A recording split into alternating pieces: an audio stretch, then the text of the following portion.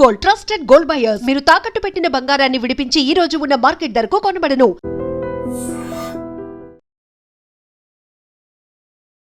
నమస్కారం, welcome to I dream. ధర్మ మార్గం విత్ విజిత కార్యక్రమానికి స్వాగతం.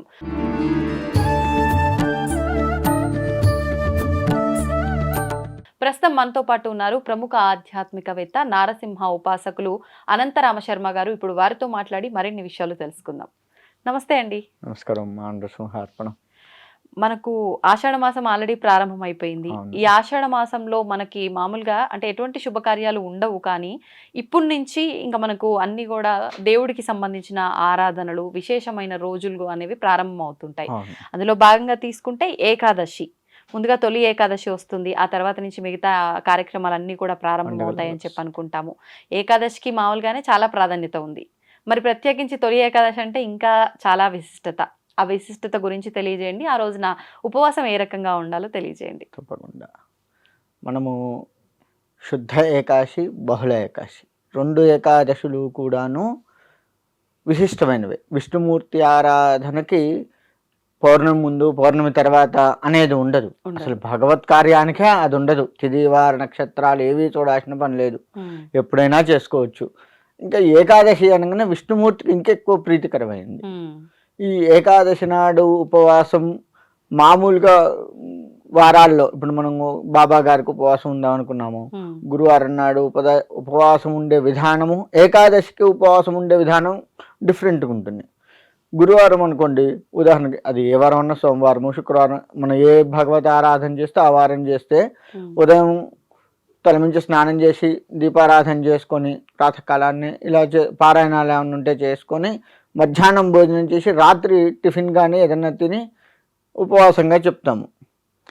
కానీ ఏకాదశి అలా కాదు. పొద్దున్నే స్వామివారి పారాయణాలు చేసుకొని చక్కగా సంధ్యా సమయంలో కూడా మళ్ళీ సాయంత్రం కూడా చేసుకొని ఉదయం నుంచి సాయంత్రం వరకు కూడాను స్వామివారికి పెట్టినటువంటి పండ్లు మాత్రమే నివేదన. పండ్లు తినొచ్చు అంటారు, కానీ భగవత్ ఆరాధన చేసే సమయంలో నైవేద్యం పెట్టినవి మాత్రమే తినాలి అని పెద్దలు చెప్తూ ఉంటారు. కొంచెం ఎక్కువ పెట్టుకోవాలి. ప్రసాదం భగవత్ ప్రసాదంగా తీసుకోవాలి. అంటే మళ్ళీ అన్నానికి సంబంధించింది కాదు, పండ్లు, పాలు ఇటువంటివి అవి స్వామివారికి పెట్టేసుకొని వాటితో ఉండి ద్వాదశి గడియలు వచ్చిన తర్వాత మళ్ళా స్వామివారికి ఆరాధన చేసుకొని మనం వండినదంతా కూడాను భగవత్ నివేదన చేసి ఒక బ్రాహ్మడికి కానీ బెదవారికి కానీ కొంత పెట్టి ఆ తర్వాత మనం స్వీకరించాలి. అంటే మరో రోజు తినేది ఒక రోజు మొత్తం. ఇది అసలు ఏకాదశికి ఉండే ఉపవాస దీక్ష నేమో. కానీ కొంతమంది ద్వాదశి రోజు కూడా ఉపవాసం ఉండాలి అని అంటుంటారు కదా. ద్వాదశి రోజు ఉపవాసం ఉండే పని లేదు. ద్వాదశి నాడు విరమించాలి. ఉపవాసం ఉండాలి అనేది ఎక్కడ లేదు అసలు. కేవలం ఏకాదశి నిండు ఏకాదశి రోజు అంతా ఉపవాసం ఉన్నాము, ద్వాదశి రోజు పొద్దున్నే అంటే దీపారాధన అయిపోగానే మనం తినేయొచ్చా, లేకపోతే యథావిధిగా మళ్ళీ కొంచెం మధ్యాహ్నం సమయంలో తింటామే? అంటే మనం మధ్యాహ్నం తింటాం కదా, అవునండి, అలా తినడమే ఉత్తమము.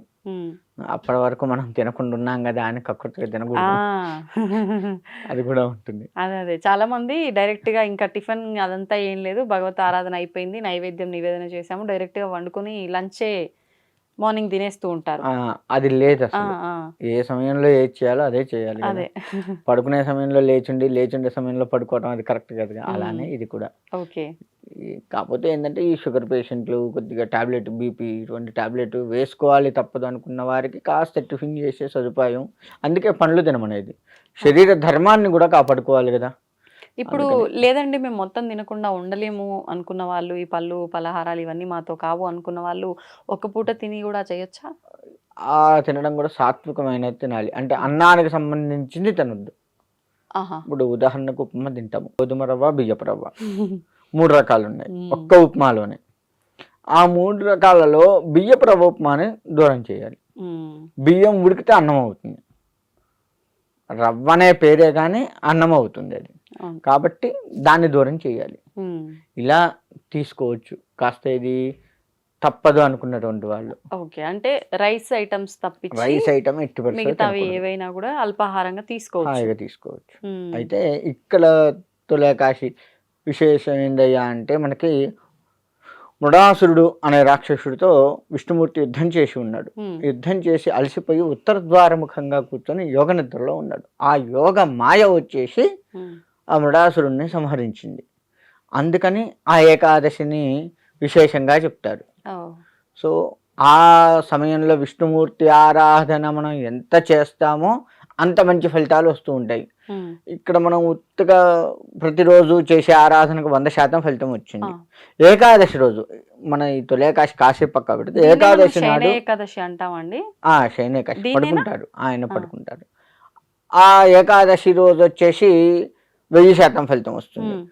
అదే తొలేకాశి ఇటువంటి సమయాల్లో 1,00,000% ఫలితం వస్తుంది. మళ్ళీ అవే క్షేత్రాల్లో చేస్తే ఇంకా అధికమైన ఫలితం వస్తుంది. దేవాలయాల్లో, క్షేత్రాల్లో ఇంకా మంచి ఫలితాలు వస్తాయి.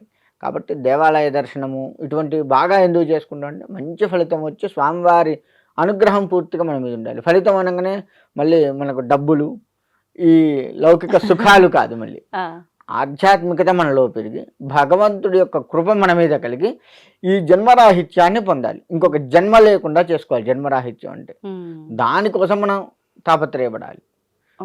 అది అసలు ఏకాదశి నాడు చేసే విశేషం, భగవంతుడికి చేసే విశేషం అసలు అది.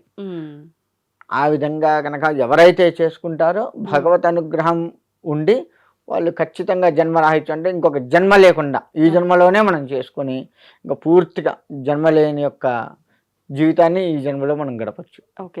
అంటే ఇప్పుడు ఎవరైనా ఏదైనా చేస్తున్నారు మానవులు అని అంటే ఖచ్చితంగా అదొక పర్పస్ తోటే చేస్తారు. నేను ఈరోజు ఈ పూజ చేస్తున్నా అంటే నాకు దానివల్ల ఈ ఫలితం కలగాలి అని చెప్పి ఖచ్చితంగా ఎంత కోరుకోవద్దనుకున్నా దేవుడి ముందు వెళ్ళి నిలబడగానే స్వామి నాకు ఈ ఇబ్బంది ఉంది, దాని నుంచి బయట లేకపోతే స్వామి నేను ఇది కొనుక్కోవాలనుకుంటున్నా, నాకు అది ప్రసాదించు, ఈ రకంగా అనేసుకుంటూ ఉంటారు.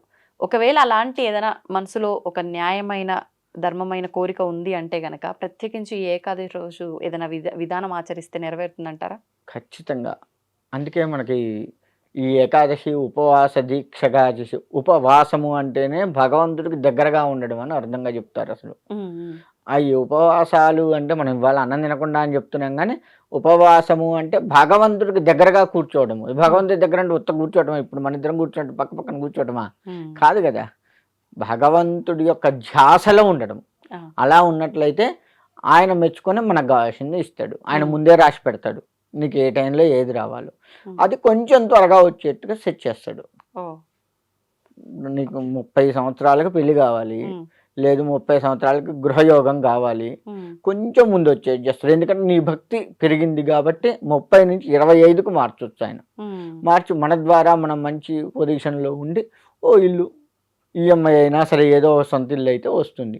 అలా మనకు చేస్తాడు. ఆ ఈఎంఐ కూడా ప్రశాంతంగా తీర్చేటువంటి సౌలభ్యాన్ని కూడా ఆయన కలిగిస్తాడు. మళ్ళీ ఈఎంఐ వామో నెలకు 20,000 కట్టుకోవాలి ఎక్కడి నుంచి దాన్ని ఈ ఆలోచన కూడా లేకుండా చేస్తాడు.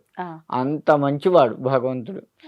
మనం ఆయన్ని ఆరాధించక సరిగా ఏం చేయాలండి? ఆరాధన అంటే ఏదైనా పరిహారమా, ఏదైనా దీపారాధన, లేకపోతే ఏమన్నా చేయాల్సి ఉంటుందా ఈరోజు? భగవత్ నామాన్ని చదువుకుంటే చాలు, భగవత్ పారాయణాలు చేసుకుంటే చాలు. ప్రత్యేకించి ఈ రోజున ఏం చేయాల్సి ఉంటుంది? విష్ణు సహస్రనామం ఏకాదశి కాబట్టి విష్ణువుకి సంబంధించి, లేదు శివుడికి సంబంధించి అయినా చేసుకోవచ్చు.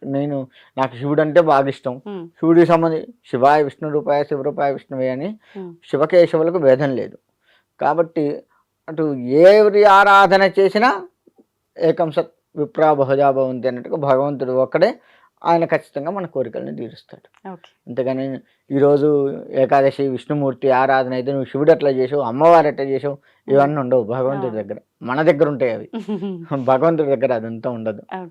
ఎట్లా ఉన్నా ఆయన స్వీకరిస్తాడు. కాకపోతే భక్తిగా త్రికరణ శుద్ధిగా భక్తిగా ఉండగలిగితే చాలా ఆయన ముందు ఖచ్చితంగా మనకి మంచి రిజల్ట్ ఇస్తాడు అనడంలో ఎటువంటి సందేహం లేదు. ధన్యవాదాలండి. మంచిదమ్మా. తవ్వండి, తవ్వుతున్న శివలింగం సరే దాన్ని అట్లా కప్పేసేయండి, చూపించదండి. Krishna is there. మూర్తి పూజ కాదు, సాక్షాత్ బ్రజేంద్ర నందన భగవాన్ ఉన్నారు మూర్తిలో. ఏమీ ఆశించకుండా ఆరాధించే వాళ్ళు కూడా ఉన్నారా ప్రభుజీ? నిజమైన భక్తి అంటే మనకు తెలియదు కాబట్టి